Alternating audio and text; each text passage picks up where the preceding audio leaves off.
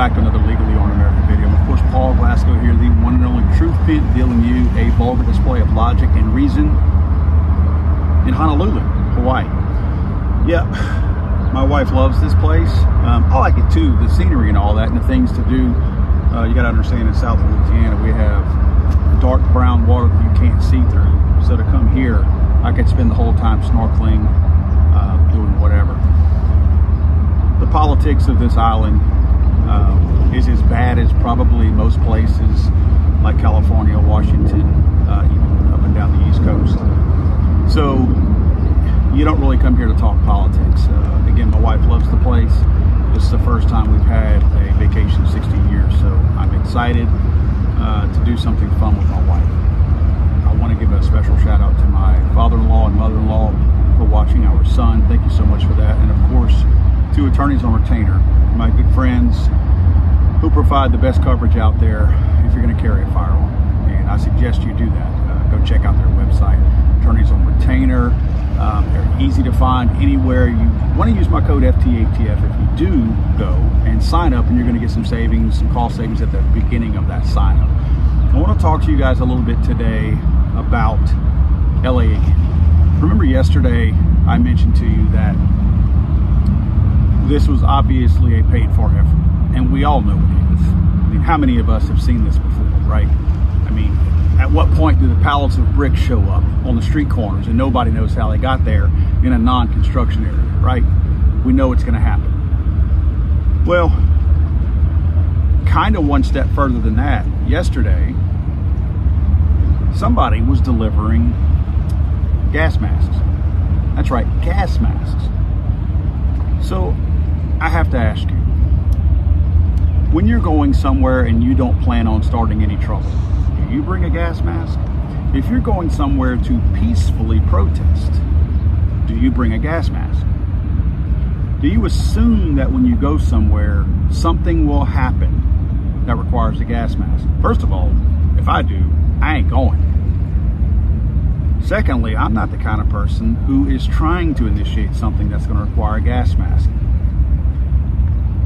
There's nothing grassroots about the protest you're seeing in Los Angeles. This is the danger that I've been pointing out for months now with USAID. This money, your money and my money, goes to NGOs, or let me back up one step. It goes to USAID, who then has the luxury of paying any NGO they want, no matter how credible they are or well-meaning that they are. Those companies then pay third-party NGOs more of that money, or some of that money. At that point, that money can't be tracked, because if an audit is done with these nonprofits, it stops at the nonprofit. So whatever expenditures they have, that's where it ends. So when it goes to a third-party NGO or nonprofit, that's where you lose any kind of trace of it. It's gone. No more. There's no way you can convince me that these two yahoos pulling up in LA in a newer, probably paid for by the Soros people or whomever else, the NGOs that are paying for this, probably paid for by the same people. They're handing out gas masks. Now, first of all, I would like to know if we can trace this particular model of gas mask back to the manufacturer to find out who just recently bought some in bulk. Because I doubt people are, well, let me back up. I was going to say I doubt people are warehousing this stuff, but maybe they are. If your business is rioting, and even if you're patient enough to wait every 4 years for a new riot to erupt, like they've done, then it makes sense that maybe somebody is stockpiling these things. But can't we trace back somewhere and see if there's some third-party NGO money piled in there somewhere? Because it's not really a question at this point. I want to know who it is. I don't want to know if somebody's paying for that stuff. I want to know who they are, because we know it's happening.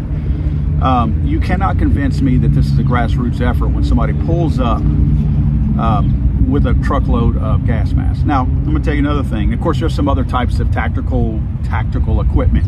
I think some shields that were passed out, and you can see there's some small hand stuff that they're handing out as well. But I look at stuff like this. That community, the whole left-leaning, I want a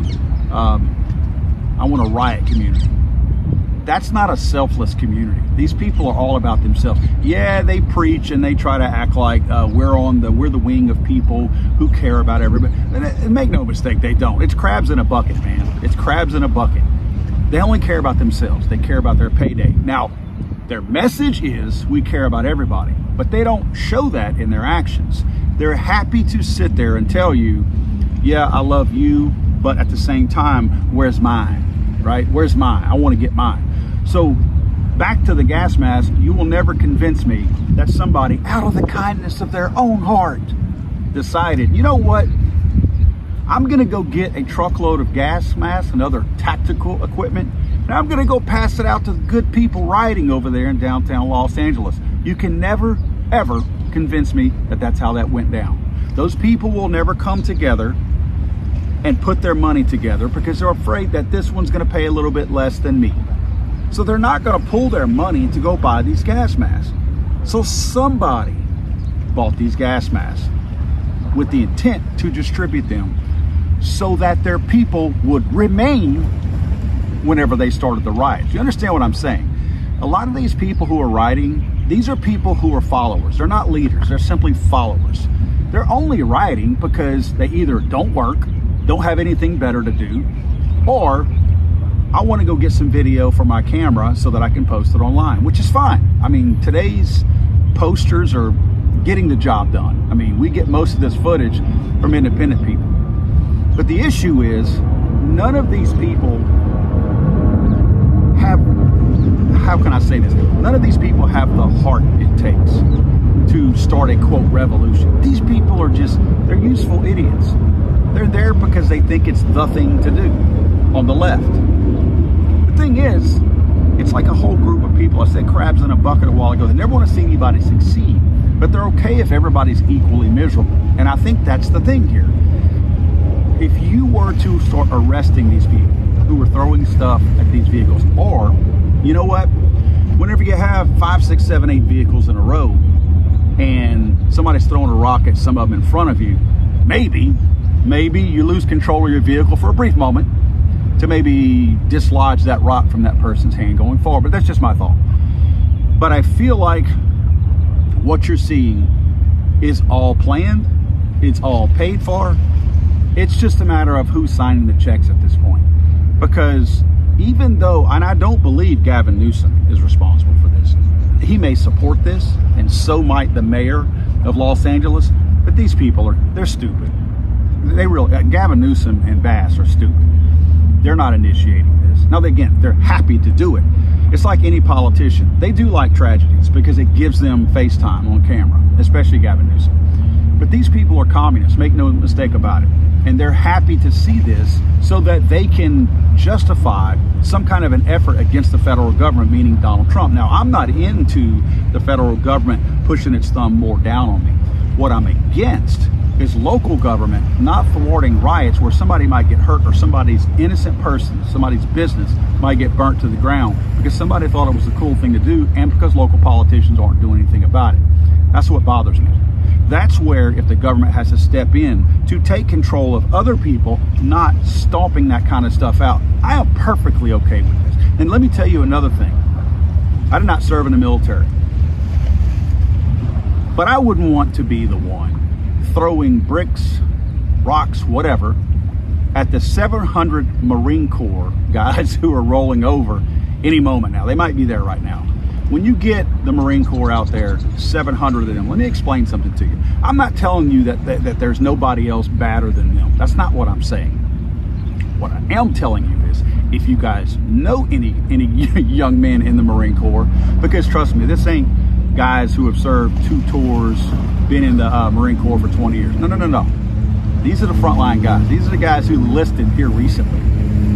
Piss and vinegar. Piss and vinegar. They're sending guys over there that hope you mess with them. You understand what I'm saying? These are guys looking for a fight. This ain't the crew that you want to mess with. I'm just telling you. It's going to hit the fan if something goes down. Now, I want to point a few things out while I'm here. Kind of cool. See right over, I guess this is my left shoulder, you're gonna see the Coast Guard over there.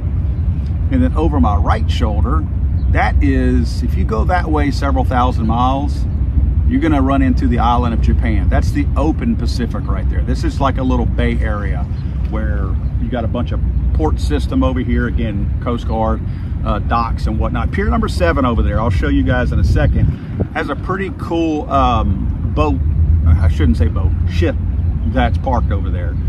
Gosh, something in Clyde, I forget, Halls of Clyde or something like that. I'll show you guys video of it. It's pretty interesting. This thing was built in Glasgow, Scotland. My last name is Glasgow.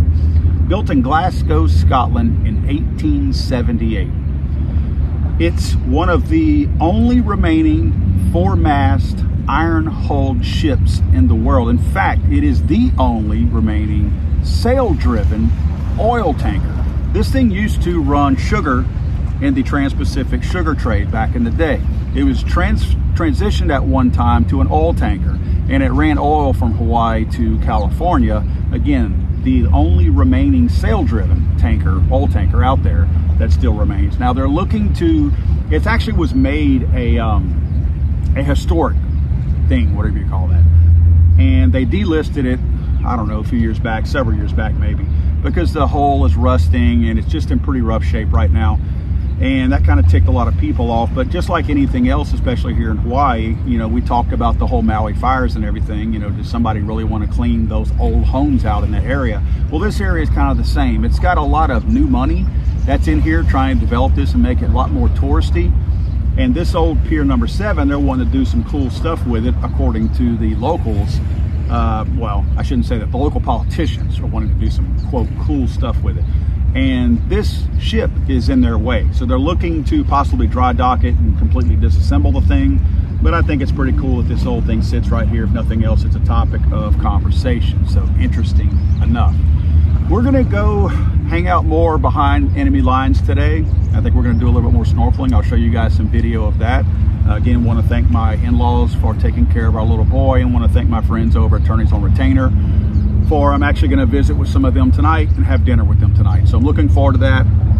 Attorneys on Retainer, just good people, and I can't thank them enough for their hospitality here as well.